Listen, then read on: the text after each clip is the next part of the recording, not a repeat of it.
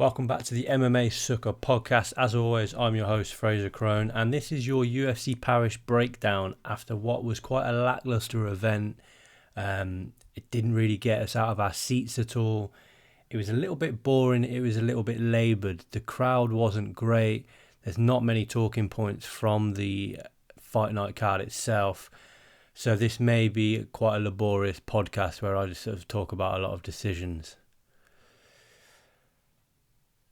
And now we can start the official podcast. Welcome back to the MMA Sucker podcast, guys. My name is Frazer Krohn, and welcome to your UFC Paris reaction podcast. What an event that was. The beginning of this video obviously was a little bit of a joke. We broke records in Paris. The most KOs or TKOs ever at an event. The joint most finishes ever at an event. And it started from the first bell. And unfortunately, although the main event went the distance, I thought it was an intriguing, interesting fight. Plenty of talking points, plenty of phenomenal decisions, and plenty of right calls from your MMA Sucker podcast host, Frazer Krohn. Like I said on the podcast last week, and like I was tweeting out before the co-main and main events, I picked right. And there was a logical reason as to why I picked right. But we will go into those reasons in a little bit. But let's jump straight into the main event of the evening. We had the Paris crowd amped up, and their man, Nassourdine Imavov, walked to the octagon full of confidence, and rightly so. He was riding an extended winning streak, including that big win last time out over Israel Adesanya. He was going in there against Cal Bahallo, who himself was undefeated, I think, in 15 fights maybe, undefeated in the UFC, had taken a year off, had just made weight 3 weeks ago to be the alternate for the UFC 319 main event between Khamzat Chimaev and Dricus du Plessis.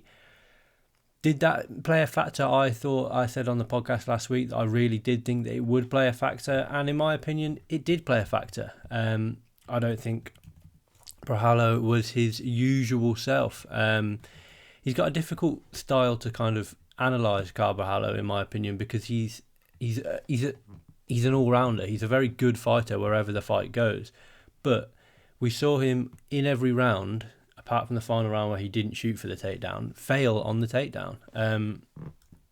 He was going for the takedowns and didn't actually, Imavov was very, very good at defending them. And you look at the scorecards, we had a 50-45, a 49-46 and a 49-46, and the only round that Cal Bahallo won on any of the scorecards was that third round, and Derek clearly gave that round to Imavov.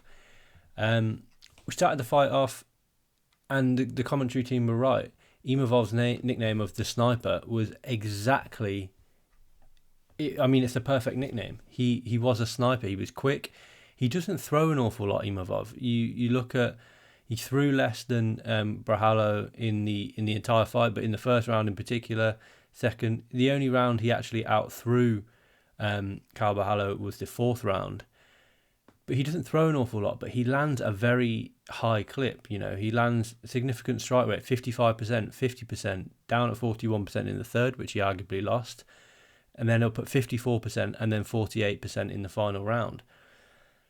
But he is so precise with the strikes that he does throw and he does land that it makes his opponents, in this case Cal Bahallo, a little bit tentative, in my opinion, to actually throw with him, because they know that if they miss, they will pay. And that's exactly what we saw on Saturday night. I thought Imavov was just the sharper, crisper striker. I thought that going in, and what played out was exactly what I thought going in. He was the sharper guy in there. He was quicker on the counter. He landed the heavier shots. He mixed it up well. I thought Cal Bahallo going into the low leg kick was particularly effective. But if I'm honest, I was a little bit disappointed in Cal Bahallo. He said himself that he couldn't really get the adrenaline going. This is post-fight. He couldn't really get the adrenaline going. He didn't really feel almost like, up for it. And I tweeted out, I think this was at the end of the third round. At the end of the second round, I put Cal Bahallo needs to do something to get Imavov's respect and give him something to be concerned about. The Frenchman's far too comfortable in there, and he was just flowing. And I do believe that. I think if Cal Bahallo would have cracked Imavov or or really attack that low leg kick with more sort of emphasis, it could have caused Imavov a few problems. A little bit later on, I put Brawlow's got to mix it up. He's likely 3-0 down, so this is after the third round. He's likely 3-0 down. Make it dirty, change your tactics, and work the low leg kick, and get something to have Imavov actually thinking. And then ahead of the fifth round, I put, what's the worst that can happen here for Brawlow? Go out there on your shield, pressure, and search for the knockout and risk it all. I thought I was a little bit disappointed in Brawloww because he seemed like once he was out of ideas, that was it. He was out of ideas. There was nothing more. But I think that was probably because of the sharpshooting and just dominance of Nassourdine Imavov. Really, really good performance from the Frenchman. Continues his winning run now. I think he extends his winning run. Let me just double check what his winning run is now. So obviously he lost to Sean Strickland on short notice up at light heavyweight. He had the no contest with Chris Curtis, and he's gone 5 straight, including 2 finishes over Jairo Cannonier and Israel Adesanya.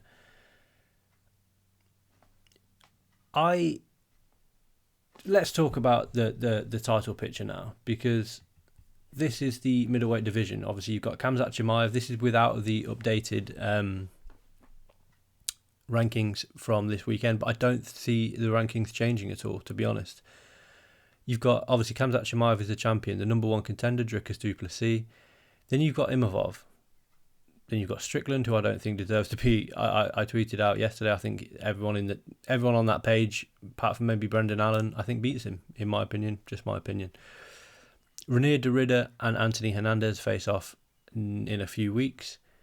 Israel Adesanya, very much out of the title picture. Cal Brawloww now has got a long way back to the title picture, in my opinion. Robert Whittaker, Brandon Allen, and Michael Venom Page.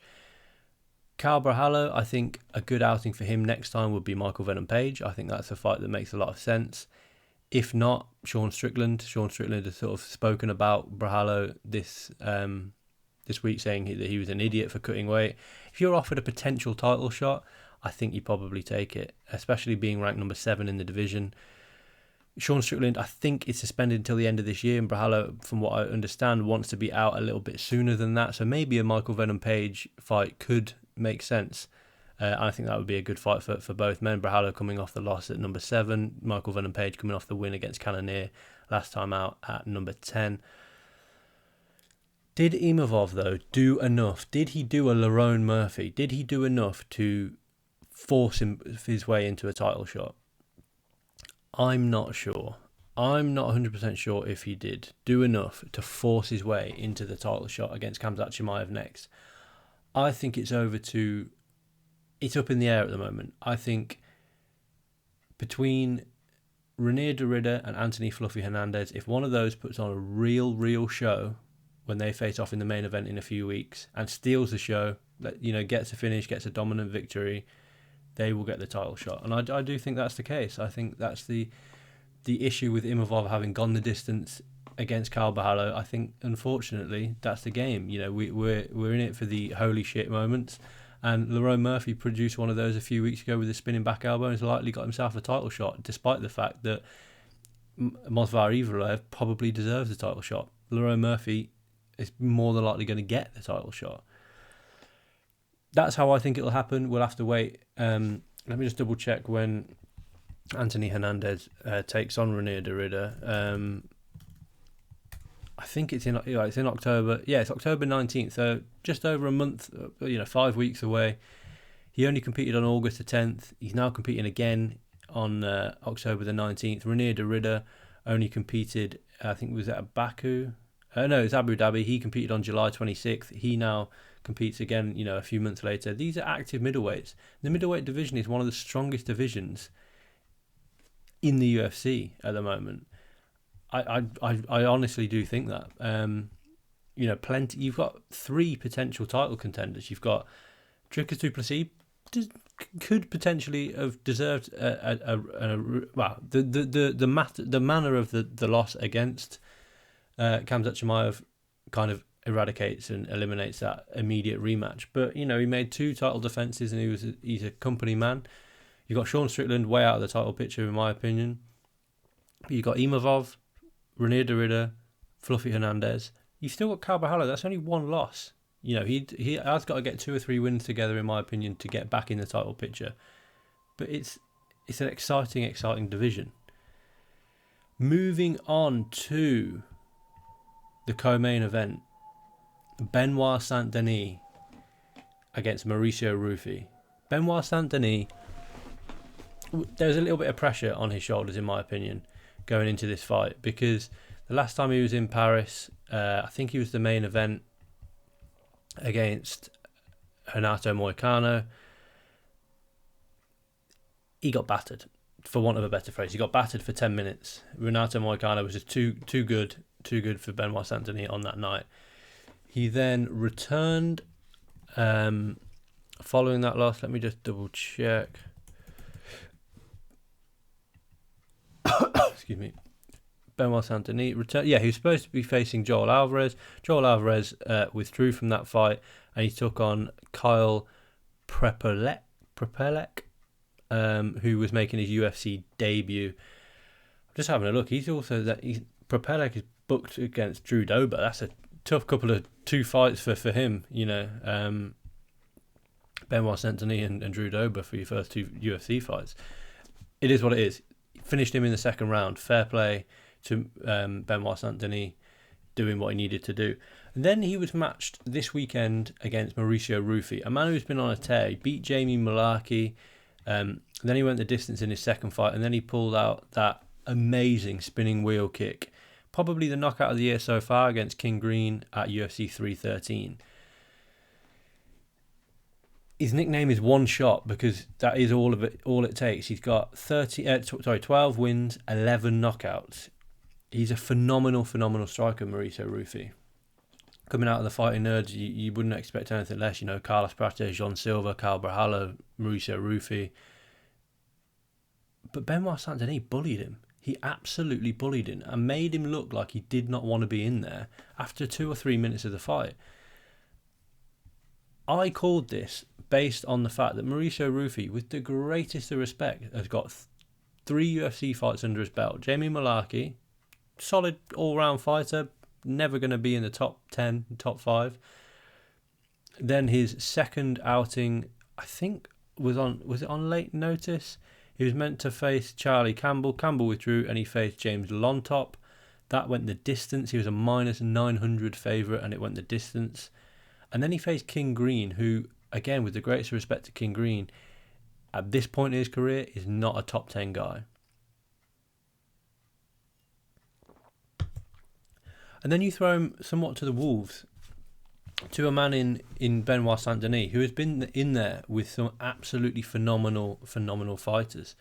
You know, he's got Thiago Moises, Matt Frivola, Dustin Poirier, Renato Moicano. The quality of even if there were some losses in there, the quality of opponents faced by Benoit Saint Denis is far superior to the quality of opponents faced by Mauricio Ruffy. And it showed in there. It really did. Like I said, he bullied Mauricio Ruffy. Mauricio Ruffy is a one-shot knockout artist, no doubt about it. But in 2 rounds, in just under 8 minutes, it was 2 minutes 56 of the second round, so you had the whole first round. That first round, Benoit Saint Denis went out there. Mauricio Ruffy threw 6 shots. He threw 6 shots and landed 1. He was controlled for 3 minutes on the ground. Second round, he threw 12 shots and landed 5. Benoit Saint Denis, 1 takedown, and obviously got the rear naked choke. Benoit Saint Denis bullied Mauricio Ruffy and made him quit in there. He did. You know, I do think that the choke was enough for him to have, you know, tapped. Of course it was. But he made him quit in there. Benoit Saint Denis put on a clinic, rolled back the clock, showed everyone that he deserved to be in the top 10 of the division, and showed everyone that there's levels to this game. With the greatest respect to Mauricio Ruffy, who I do think will come again. But for Ruffy, if he doesn't get the knockout, this is what happens. This is what it looks like. You know, he was looking for that one-shot knockout. You could tell he wasn't setting an awful lot of stuff up. You can't set an awful lot of stuff up if you're only throwing 6 strikes in the first round. Granted, he was on his back for a lot of that round. But even so, you can't set up a lot of shots if you're only throwing 6. You know, where's the jab? Where's the jab backhand? Where's the low kick? Where's the thing to get Benoit Saint Denis really thinking? I think it was probably Bisping on the or Felder on the comms that said Benoit Saint Denis landed a body kick that seemed to just take the air out of Mauricio Ruffy. And perhaps that was the case. Now, let's take a look at the rankings, because we know that Benoit Saint Denis wants a quick turnaround. And I think we could see him. It's a difficult position because I think he now leapfrogs Michael Chandler. I don't think Michael Chandler. I think that would be a phenomenal fight, Benoit Saint Denis versus Michael Chandler. But that does nothing for Benoit Saint Denis just yet. With that being said, Michael Chandler likes to fight in New York City. New York City is always a bit of a flagship event. Obviously, we've got the 2 title fights in New York this year in November. Benoit Saint Denis is called for the New York City fight, I believe. And let's have a look at who's not. You know, he's not going to jump straight into the top 5 with a win over an unranked guy, Mauricio Ruffy. So you need to be a little bit more sensible. He's not going to fight Justin Gaethje. He's not going to fight Dan Hooker. He's not going to fight Paddy Pimblett. Mateusz Gamrot, we'll put an asterisk next to that. Beneil Dariush is somehow still ranked number 9. With the greatest respect to Dariush, I'm not sure where that comes from. You know, Beneil Dariush, let me just double check, because I can't, you know, he beat Renato Moicano in June. He hasn't put back-to-back wins together since 21-22 when he beat Ferguson and Gamrot. I mean, it is what it is. Rafael Fiziev is booked to face Charles Oliveira, obviously in Rio de Janeiro. And then the Renato Moicano rematch does nothing for either man. I think it's Mateusz Gamrot. Gamrot is a solid, well-respected, ranked guy, coming off a win against Ludovic Klein last time out in May. That was the one, I think it got promoted to main event on short notice. It did. You know, he's 4-1 in his last 5 fights, with the only loss coming to Hooker. I want to see that. I think it sort of establishes the man that is the gatekeeper to the top 10. If you can't beat Benoit Saint Denis, you don't deserve to be ranked. Ask Mauricio Ruffy. And if you can't beat Mateusz Gamrot, you don't deserve to be in the top 10. I think that's a fair assessment of how that one goes. But like I said, Benoit Saint Denis just went out there. There was a lot of pressure on his shoulders. You know, a lot of finishes already in the night. A couple of French fighters or French-speaking fighters had got wins, got big wins. He needed to set it up for his fellow countryman Imavov, and he did. He did just that. He set it up perfectly, rolled back the clock a little bit, and dominated Mauricio Ruffy. Ruffy comes again, without a shadow of a doubt. Mauricio Ruffy comes again. Same with Cal Brajalo, comes again. Like I said, I'd match up BSD with Gamrot. Who would I give to Ruffy? I think he takes a big step back. I certainly think he takes a big step back. It's a difficult one for Mauricio Ruffy because he was obviously on the brink of a ranking. You've got someone like maybe a Grant Dawson in there, maybe a Michael Johnson who's on a little bit of a career revival, 3-0 in his last 3. Maybe a Drakkar Klose who's 5-1 in his last 6. These are all potential fights, or you give him almost like a promotional newcomer and see how he gets on with a promotional newcomer who he will beat. But you need Ruffy. He's a potential star with that knockout power. He's obviously got a little bit of a hole in his game in the grappling showed by Benoit Saint Denis, but just a phenomenal performance from Benoit Saint Denis. That wasn't all though. This was a record-breaking event. 13 fights, 11 finishes, and 9 KOs or TKOs. I'm just going to work my way down the card, speak a little bit about each fight, touch here and there. I'm not going to talk in depth about any of the fights, I don't think. But I'm just going to touch on it because it was such a good event. Modestas Bukauskas showed that he is the best light heavyweight in the UK, or fighting out of the UK, as he knocked out Paul Craig with that horrible ground and pound elbow right at the end of the first round. Paul Craig retires from professional MMA. I think he's had a phenomenal career, Paul Craig. Debuted back in 2016, traded wins and losses, had that fun winning streak where he put together 4 finishes, including a win over Jamal Hill, including a win over Mauricio Rua.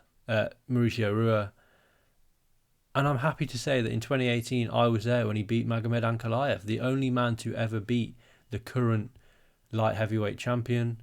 And he did so with 1 second remaining in a fight that he was truly, truly getting battered in, Paul Craig.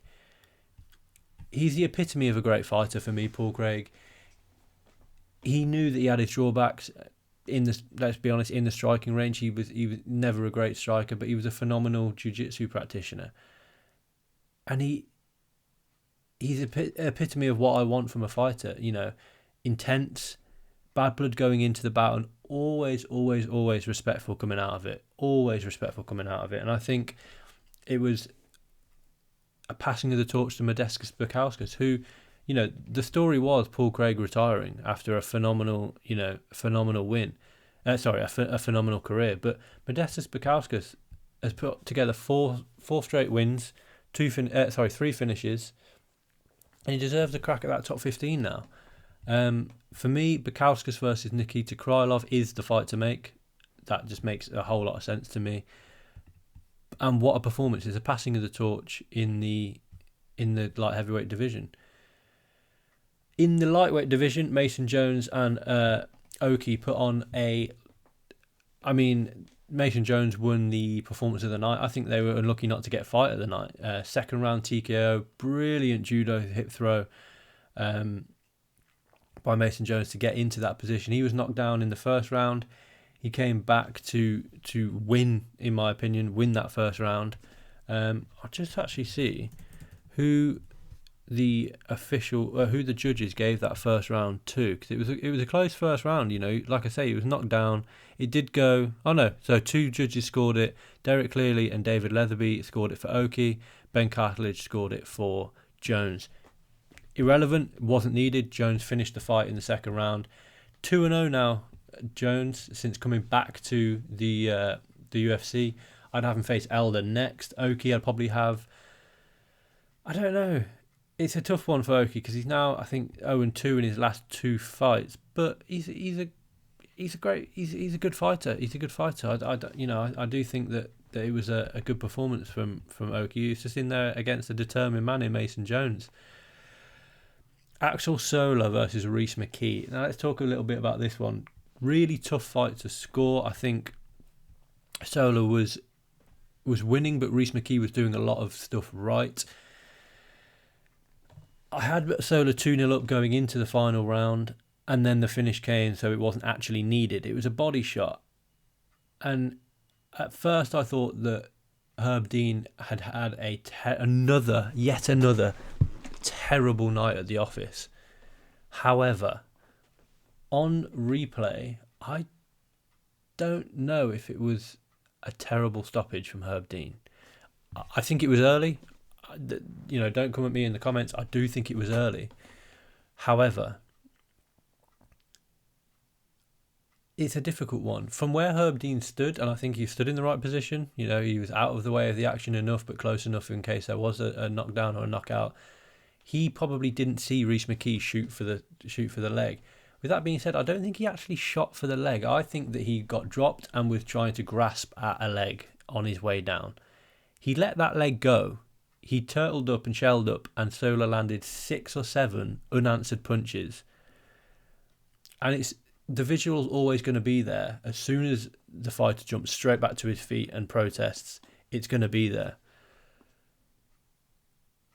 I don't think that it was the worst stoppage that we've ever seen, but I do think that Herb Dean could have let it go for 2 or 3 strikes longer.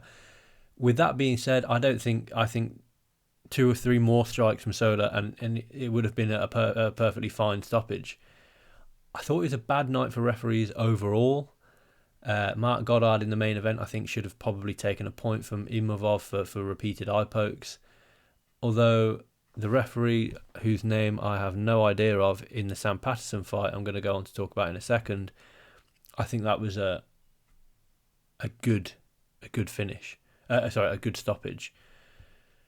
Moving on, we've got a guy who I predicted would win by decision. William Gomi is a frustrating fighter because he looks like he could finish anyone in the division, but prefers to show off his kickboxing skills and out kickbox anyone in the division.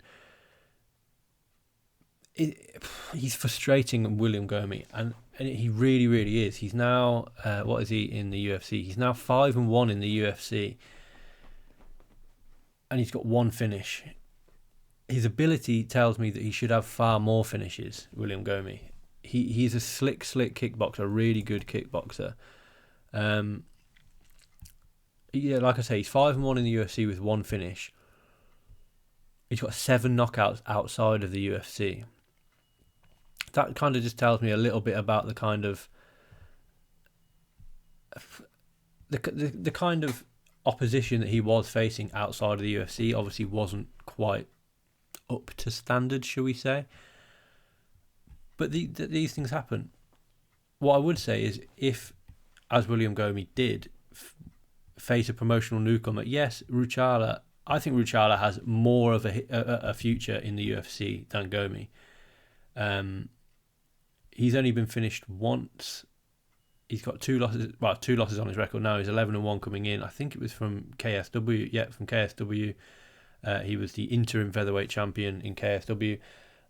I think he's a really fun fighter, and I think he's got a more of a future in the UFC than William Gomi. Ironically, despite losing. But I just think that William Gomi needs to be putting the hammer down a little bit more in these fights. What I would do next for William Gomi is, he's probably on the brink of a rankings. He reminds me a little bit of Hakeem Dawodu, who, I mean, his UFC career didn't quite end in the way that he wanted it to, with 2 straight losses. But he came into the UFC with a lot of hype, a lot of knockouts. Lost on his debut, then put on a really good. Yeah, it's almost the exact same as Hakeem Dawodu. You know, decision, TKO, decision, loss, decision. You know, he finished one fight in the UFC, and I think, you know, he cut a long time ago. He's cut only in June, but he hasn't actually competed since 2023. Dawodu.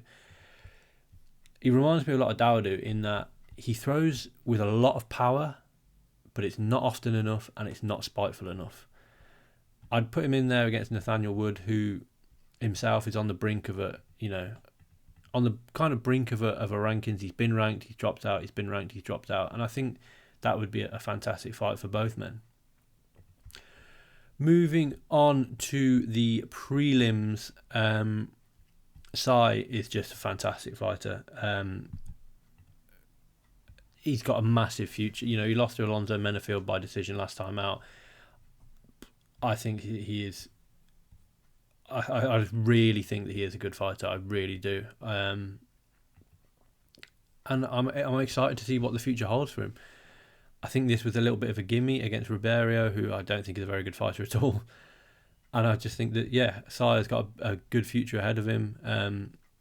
He's not old. I think he's 30. I think he's 30. So he's not old at all.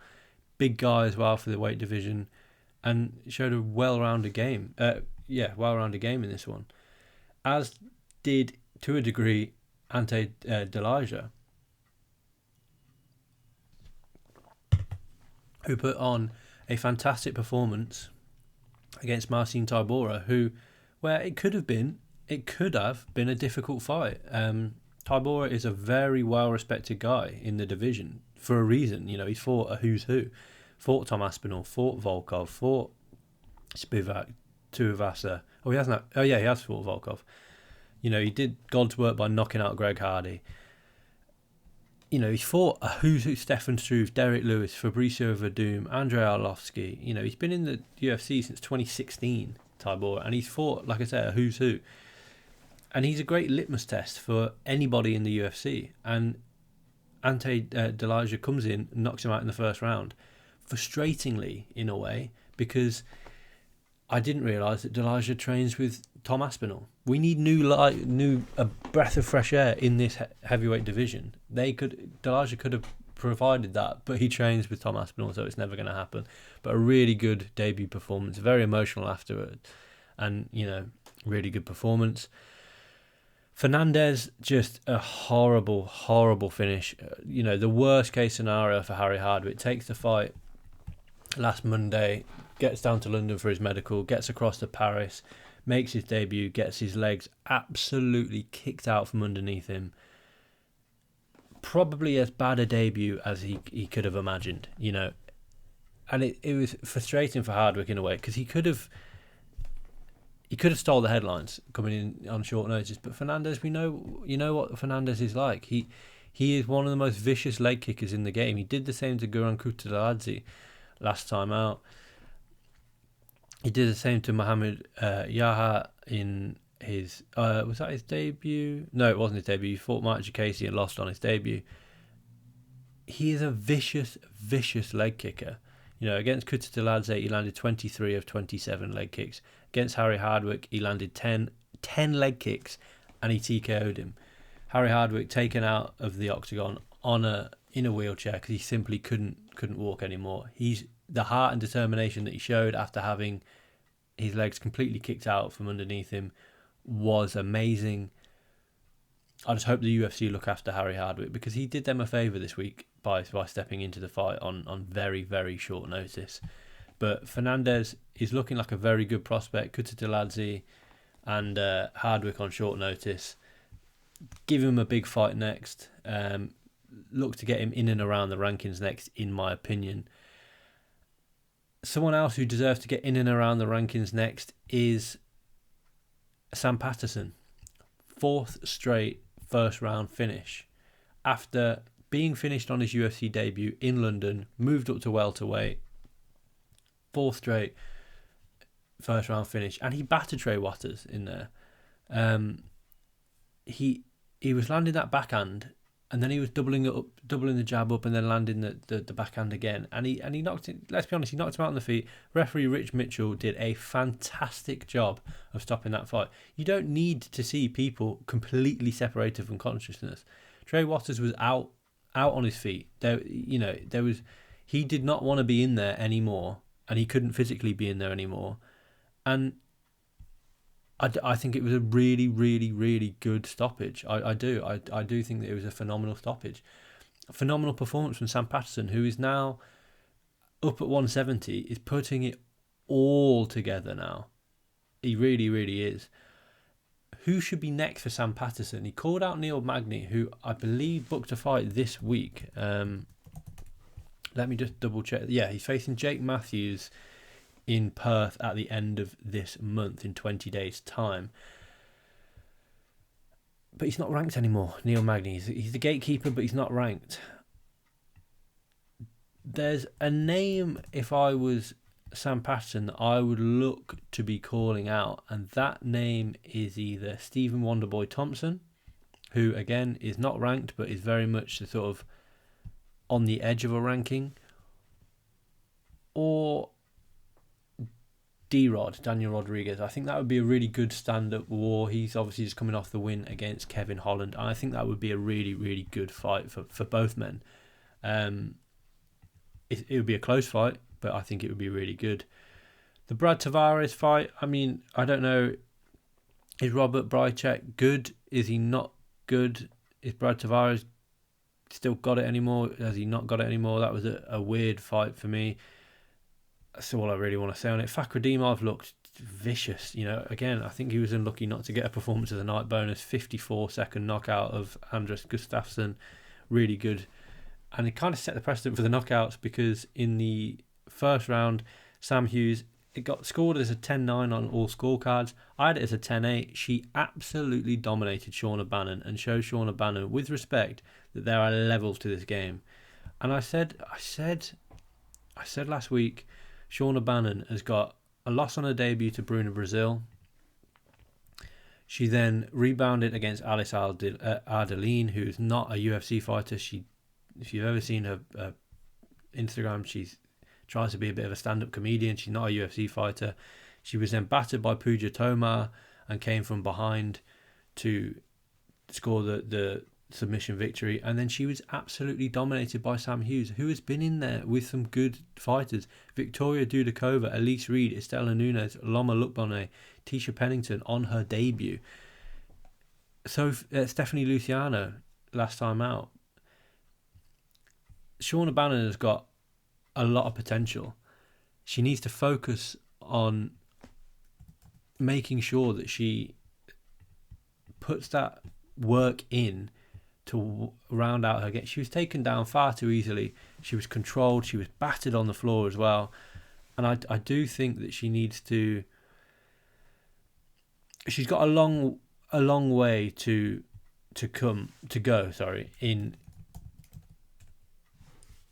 in the UFC to actually sort of make a bit of a name for herself in the UFC. I'm just looking. Shauna Bannon on Tapology is ranked number 30. Sam Rampage Hughes is ranked number 24. If I was Shauna Bannon, I'd take a little bit of time out for sure, because she's got a lot of holes in her game to shore up. And I'd look to fight. I mean, it's tough. There's no easy fights in any of the divisions in the UFC. You'd maybe be looking at someone like a Fatima Klein, maybe. Klein is on a 2-fight winning streak. Both come via finish. She lost to Jasmine Jasdavicius on her debut. Then she beat Victoria Dudakova and Melissa Martinez. Maybe she fights Melissa Martinez next. I don't know. I don't know what's next for Shauna Bannon, because there was such a big hole in her game that I was a little bit worried about it. It is what it is, that these things happen. This week we have UFC Fight Night Lopez versus Silva, known as UFC Noche or Noche UFC, from San Antonio, Texas. It was meant to be Guadalajara, I believe. Obviously that didn't come to fruition. This goes down on the 13th, which is, I'm imagining it's Saturday night. I haven't actually looked into this card because I've been a little bit more focused on Crawford versus Canelo. I'll be having a preview of that out on the site later this week. Really fun main event. Diego Lopez versus John Silva. Expect a stand-up war between the two. Lopez coming off the loss against Volkanovski. Wants to get obviously back in the sort of title picture. John Silva coming off. I mean, the win against Bryce Mitchell kind of is what it is. It doesn't add an awful lot to his sort of resume. Undefeated since 2018, John Silva. I'll be interested to see what John Silva will be like across 5 rounds, because he always comes with a lot of built-up sort of energy, as it were. So how does that translate over 5 rounds? Co-main event, Rob Font versus David Martinez. Was supposed to be Rob Font versus Raul Rosas. Obviously, Rosas had to pull out of that one. Jared Gordon versus Rafa Garcia. Calvin Gastelum versus Dustin Stofus. Alexander Hernandez versus Diego Ferreira is a good fight. Dusto Todorovic is on this. Claudio Perales is on this, who, I'll be honest, I've completely lost interest in his career after that performance against Dan Hooker. I thought that was one of the most embarrassing performances I have seen in a long, long time. Just looking for anyone that kind of stands out. I think the 2 women's fights on this card are particularly good. You've got Tatiana Suarez taking on Amanda Lemos. Tatiana Suarez 10-1, coming off that dominant loss to Weili Zhang last time out. Prior to that, obviously, you know, she was inactive. She hadn't fought since 2023, then took on Weili Zhang. Has she still got what it takes to be in and around the title picture? We shall see. Amanda Lemos, similar kind of story as Tatiana Suarez. Got the title shot, was dominated, bounced back against Mackenzie Dern, lost to Jandiroba, bounced back last time out against Lucindo. So we shall see. And the debut of Alice Pereira, the younger sister of Alex Pereira. She's got an interesting by the looks of things, she has an interesting Tapology record. I don't know an awful lot about her. I don't know an awful lot about her. She's 5-0 with 5 finishes, although two of her fights have been flagged as potentially ineligible due to legitimacy. She fought a girl who was 1-6. Not a great look. And then she also fought a girl who was making her debut. It's been flagged for legitimacy. I'm not quite sure why. Pattern of record padding and mismatches. Ineligible for the fight. You know, it is what it is. Last time out, she went to decision against a girl that was 12-8-1. So I think, you know, it's exciting. She is facing Montserrat Rendon, who I think she's very good. She's never finished a fight. She's 6-1. Never finished a fight, which is a little bit, you know, not a great look. But she won her UFC debut. She lost last time out against Daria Zelensekova. She was scheduled to face Melissa Mullins last November, but had to pull out. Now she's been given Alice Pereira. I think Rendon's good. She's a big girl. She's very, very tall. She's 5'8". She's got a 68-inch reach. Alice Pereira is 5'10". She's even bigger. Wow. Okay. She is only 19, Pereira. I'm rambling on a little bit because I don't know an awful lot about these two girls, but I'm excited for that one. Excited for the debut. I will be breaking that down, as well as Canelo Crawford. I will be breaking down next week. This has been the MMA Sucker Podcast. Keep an eye out on the channel. I'm going to do a Crawford versus Canelo breakdown later on this week, ahead of what is the fight of the weekend. Jean Silva versus Diego Lopez is a fantastic fight, but all eyes are going to be on Netflix for Crawford versus Canelo, and the UFC will have to take a back step this week. Interesting, Dana White has booked these on the same day. He is promoting Canelo versus Crawford. He will not be at the UFC this weekend. Thanks for listening, guys. Get in the comments down below, like the video, subscribe to the channel, and I will catch you later on in the week for the big breakdown of potentially the biggest boxing fight that we have ever seen. Take care.